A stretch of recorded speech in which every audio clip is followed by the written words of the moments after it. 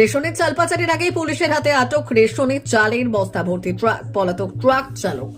নদিয়ার কল্যাণীর গয়েশপুরের ঘটনা বলে জানা যায়, আজ কল্যাণী এফসিআই গোডাউন থেকে রেশনের চালের বস্তা ভর্তি একটি ট্রাক বের হয়।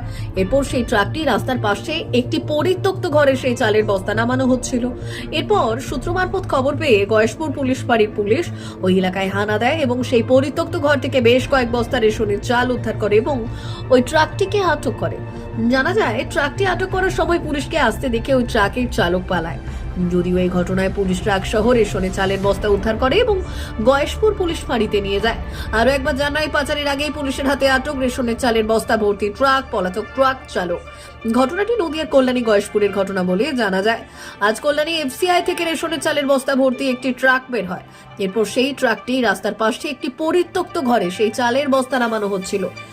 এরপরে সূত্র মারফত খবর পেয়ে ঘটনাস্থলে পৌঁছয় গয়েশপুর পুলিশ ফাঁড়ির পুলিশ।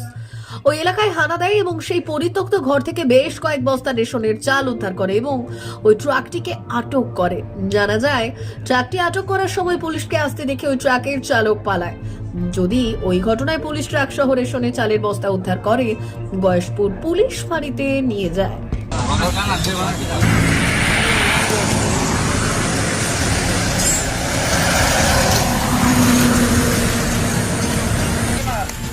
তুলে